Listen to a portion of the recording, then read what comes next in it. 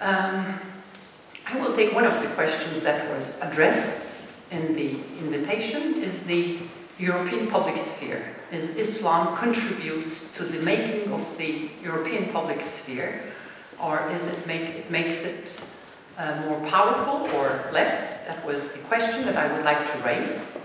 So not only an issue of immigration, but how we think about the European public sphere.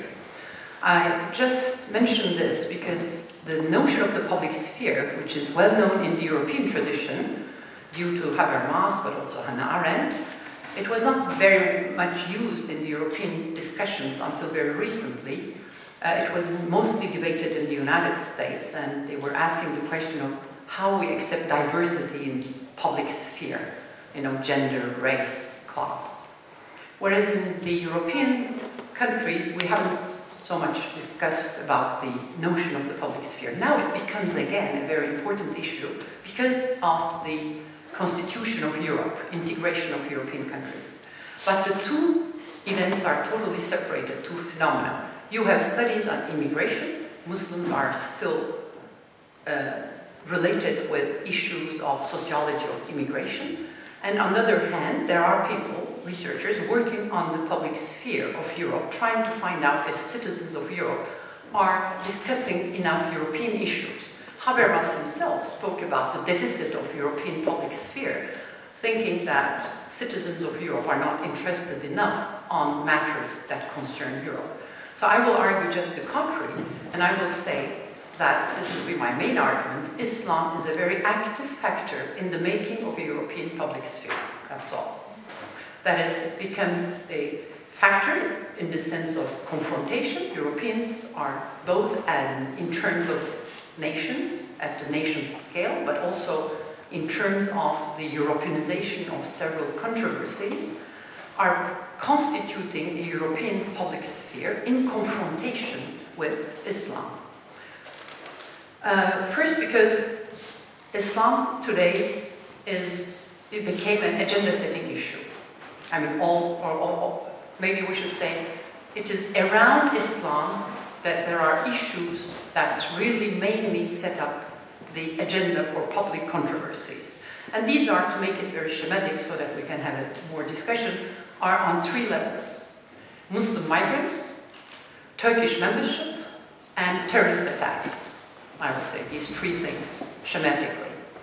I mean, on the three levels also correspond to three different scales. One is Muslim migrants, basically at national state levels, whether they are integrated or failed integration or not.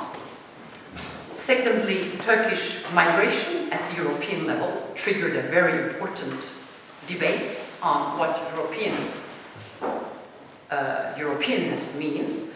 And thirdly, at the level of Al-Qaeda attacks, which became a global issue. So you see, it's both national, European, and global level. These are three different faces of Islam. I'm not saying this is about Islam, but how the European public sphere perceived Islam and debated issues around Islam in the European public sphere. It became a European affair.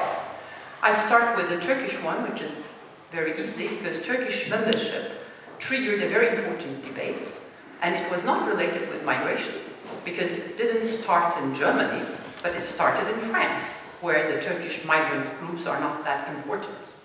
So Turkish membership is not debated in relation to migration issues only, although it is a country related with migration on the one hand, but also the only country as a Muslim majority country being a candidate for Europe.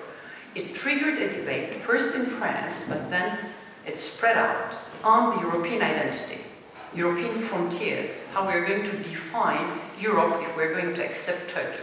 It became a public debate. Until then, Europeanness was discussed as an issue of Eurocrats in Brussels. And I think it is the Turkish membership which triggered a debate on European identity. And Europeans started to speak about European difference, civilizational politics in relation to Turkey. That is, there must be something culturally different.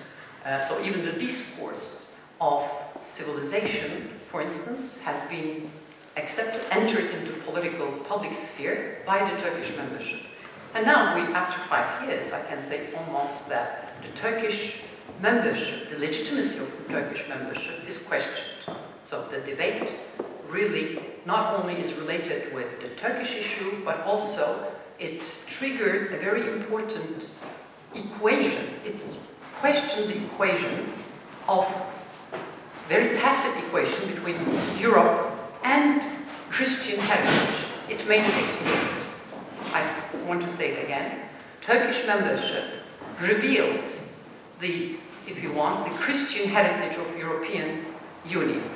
I mean, one example, of course, is the Pope Benedict's intervention, saying that European heritage can only be understood in relation to its Christian roots, but also debates around European constitution.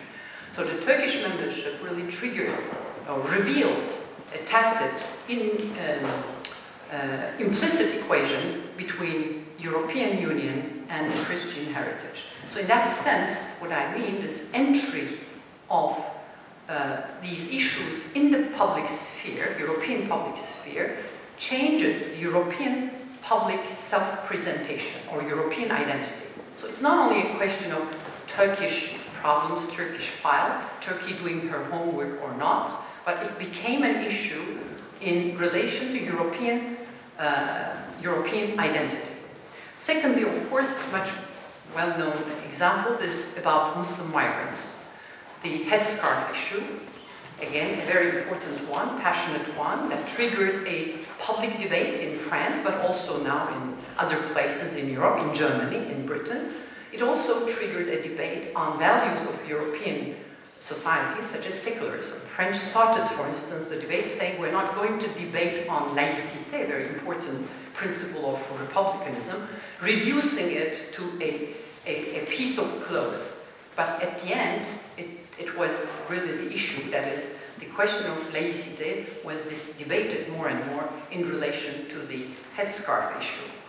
And also a series of controversies around, I would say, art or visual forms of art, like starting from maybe Salman Rushdie, but then the cartoon controversy, but there are also others, the films in Holland, the film Submission and others, and Adolf Metzel's statue in Vienna, for instance. Maybe you have seen the naked woman with a headscarf and written Turkish delight. These created some series of controversies in relation to the frontiers between freedom of expression. So I would say a series of issues like gender equality, freedom of expression, and European identity related with Christianity or not are more and more debated in the making of European public sphere.